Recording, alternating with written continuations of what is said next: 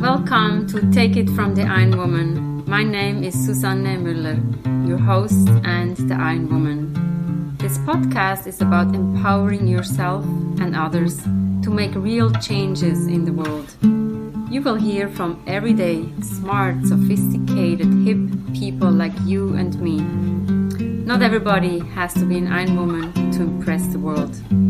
Together, we will learn from the sports and business leaders how you can become a more successful person as an entrepreneur or a leader. It's one step at a time, one day at a time. Take your steps now. Take your big steps now. Join me on this journey to success. This podcast is being sponsored by Get Loopy. On episode 41, you can hear the story of Isabel, the co-founder and CEO. Get Loopy, get a 20% discount off your first order. GetLoopy.com.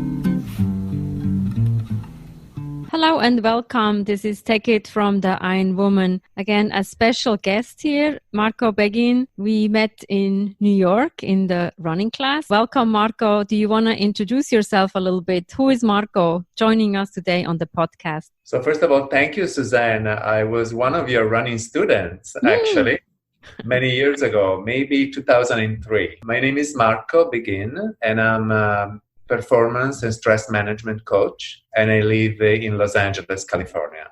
Tell us a little bit what that is, that coach. Sounds like you're doing great work from what I know. So I help individuals to connect more with their body so that they can become more productive and achieve their goals in a way that doesn't require a lot of effort and can helpfully manage their level of stress and accomplishment and balance over the course of the years, rather than pushing through unnecessary efforts or too overwhelming demands. There might be ways in which you can economize and be conscious about what resources you have inside and how you can spend them. That sounds interesting. And I think in today's time, something certainly we can use. And I know we met in running. So how does that translate, or how was the transition into the job that you do now from running? And obviously we want to hear from your running career, an Ironman career. So running was really important because it was the beginning of really establishing a clearer contact with myself as a moving animal and a moving individual, right? I started running as an adult, and before that moment, I never really understood that the body itself is a great place for resources, really literally resources that I can access to. And so running opened up a whole field of awareness in terms of my body, of my spirit, of how I was thinking. So I think the connection with the exercise, the running community, and the discipline of running was really instrumental to create a structure frame of my life so that over the course of the years, I could accomplish more and I could manage increasing demands while really keeping attention to the amount of effort that I was giving to the work. So yes, it's been a life change discovery for me from a health point of view and also from a productivity point of view. Interesting. So to find that balance, we hear of people like we have to train so many hours versus I think it's also the rest and finding that balance, and the inner balance is much more important than just running around like crazy. Also, what you just mentioned is being productive. So when you maximize your time and also your effort, you can be much more productive. I remember when I trained for marathon, I was always more organized because I was following a plan, and that plan translated also into my house was organized, my books were organized. I don't know, there was something. It's a discipline probably. Yes, absolutely. You're absolutely right. I remember clearly when I started running and start training for marathons that actually my week will start by in the office, as an executive, by planning my running times. So I would literally go to work, and the first thing I would do on Monday morning is like, okay, this week, when am I going to run? What am I going to what kind of run I'm going to do, who I'm going to meet for running, and then I would plan the work activity around it. People were like, and that was a very important strategy because it put my psychophysical well-being first. And so it gave the possibility of rebalancing and shifting priorities. Because work is important, productivity is important, profit is important, but well-being is also important. Yeah. Health is important, and I don't think we can achieve any of that without it. Scheduling always started by planning my running days. Yeah. That's interesting. And I read an article that years ago, like the liquid lunches and all the drinking and socializing. And I think with today's executive, it has shifted a little bit that they are now biking together or even challenging themselves for marathon or something. So I think you're right. The executives, you plan your running and then whatever has to happen and you can be much more productive. So tell us a little bit, how many marathons have you run? I ran 14 marathons, including the marathon within Ironman. So yes, and I ran them in the States, in Europe. So I was very fortunate to do some of the major ones and improving experiences over time. It was really beautiful. Yeah, it is beautiful. Yeah, it is beautiful. Which one stands out the most? Well, there's couples. I mean, from an experiential point of view in terms of me, my body, my soul, and the environment, let's put it this way. So the feeling connected with the environment and the beauty of the planet we live in, I would say Mount Desert Island in Maine. It was absolutely a very small marathon, but very profound experience in terms of the physicality and the beauty of the nature around me. And then, of course, I think Boston is a very special marathon. Everybody says that, yeah. Yeah. And I think Boston is a marathon that, I don't know, I think it's beyond marathoning. It's such a spiritual, collective event. I don't know. It's just beautiful. Yeah. And the Ironman, how did you get into this? So I know a lot of people, they call us, we're crazy, but how did you switch into the Ironman discipline? Yeah, I remember one day when I was training for marathons, I used to have a coach. I think coaches are very important. I have a coach today and I will always have a coach in some areas of my life. I think coaches are really help you drive through, succeed in many areas. And I remember having a coach, a running coach, when I was doing maybe my third or fourth marathon. And I was running on the treadmill and I was I was never tired. I wanted to do more and run more and run more. And I remember providing the coach with some stats of my running week. And at one point she looked at me and she said, you need something more. This is not enough for you. It looks like you're really passionate for endurance. In the back of my mind, I always thought I wanted to become a swimmer. When I moved to Canada, in a beautiful place, Vancouver, I decided to explore swimming, open water swimming. And then I decided to explore cycling. And then before I knew, I met a group of triathletes. I was engaged with all of that activity. And actually, it was interesting because the transition from running to triathlon was somehow a feel of loss of being just a full runner, but a feel of gain of becoming also a swimmer and a cyclist. So it was really interesting. I remember a coach that I had in triathlon say, well, forget about it. You're not a runner anymore. You're a triathlete. So run with runners, swim with swimmers, and cycle with cyclists. Oh, that's very beautiful. Yeah.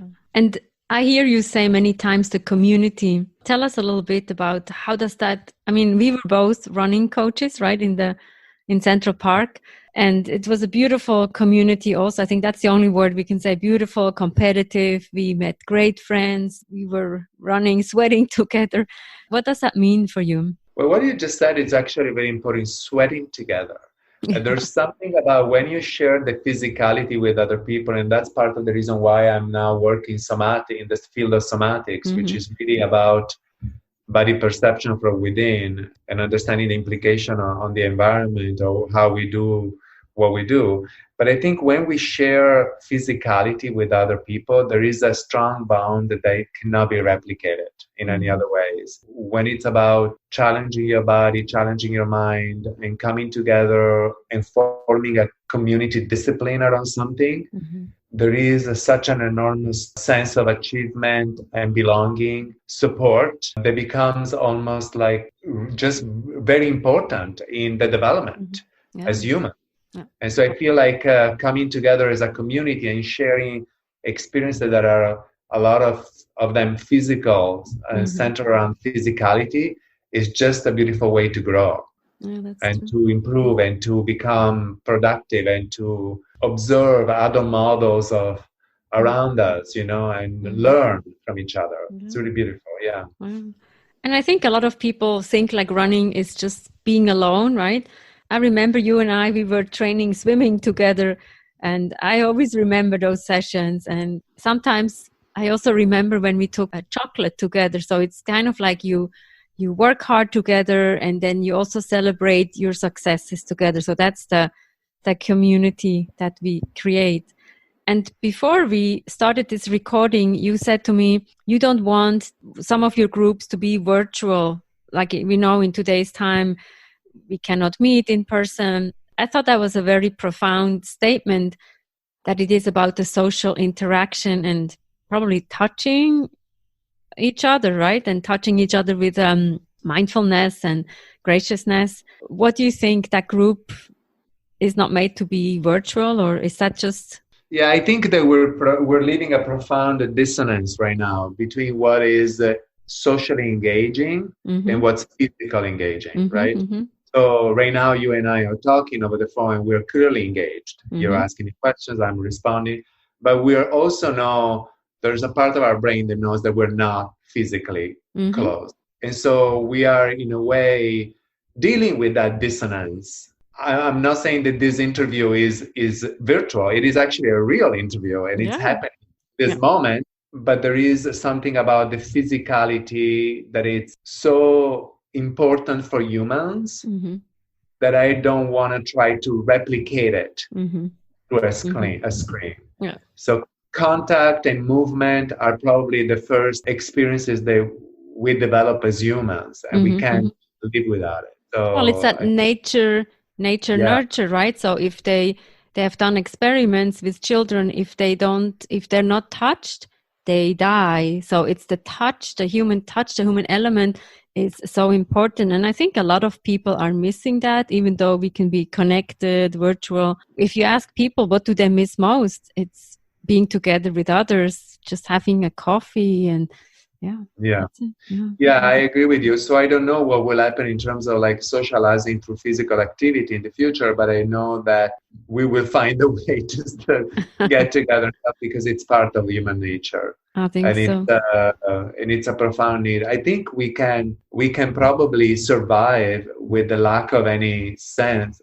We can survive without sight, without smelling, without hearing, without many other. But I don't think we can survive without touch. And without contact, because it's a part of the nervous system and it's a part about feeling that connection. So anytime that it's about exercise and moving, I want to give emphasis of the sensations as a way to kind of supplement the lack of contact that we have in society right now. So what I'm sensing physically, it's important. When I go for a run right now by myself, I often really focus on the physical sensation of the sound of the steps on the ground, on the noise that I make while I breathe, on what I see around me. So really becoming almost more animal. Oh, becoming more animal. That sounds cool. And to wrap up, any tips for the listeners in terms of running or what you're doing now? Obviously, we have all the contact information that people can reach out to you. I know you have done a lot of work with artists, people in performing art. Any tips for the listeners that might be interested? Yeah, so in terms of running, I think what I experienced being important over the course of the year is that running is a fantastic place of exploration for oneself, and also can become very monodimensional. So I would advise people to actually integrate with their running routine and discipline other ways of moving, other ways of exploring the body, whether it's rolling on the floor or taking a dance class or allowing the body to move in ways that it's less organized. So be more playful in a way. Yeah, I alternate the running and the discipline and the structure to other moments in which you become completely unstructured, completely free flow, completely, from vertical to horizontal, more kind of a organic way of moving rather than very structured, very muscular, more like a fluid dancing in between. And that will help also the performance. Yeah. So maybe sometimes focus less on the race and the performance, be more with yourself. And from what I heard you saying now, you listen to the steps, you listen to the breathing. So no music, because I cannot run with music. No, absolutely. I think it's important that we leave the senses open to receive more than constructing the ability to receive and narrowing the ability. So I think being open to the environment, to what's around us and to the senses, it's part of the experience of running. And surround yourself with a good support system, right? That's important also. I think running is a very important, it's a very important activity to do for health and for general well-being and for actually thinking better and being more productive. I always suggest my students to go for a run before a big meeting, because then there is this sharpness of thinking that it actually happens because of exercise, because of movement. And so I think it's an important, so running and productivity goes hand in hand. I like that. Thank you so much, Marco. I always learn so much from you. Great talking to you, and good luck with all your ventures. Thank you. Likewise, and thank you, Suzanne, for inviting me. Always a pleasure to talk to Marco. Learning always so much. So stop thinking, go and play, do some dancing, and don't forget to order your Loopy. GetLoopy.com. Get 20% off your first order. Don't miss out. Take it from the Iron Woman. Every Monday, every Wednesday, we have new episodes. Thank you for listening. Like us and leave a comment.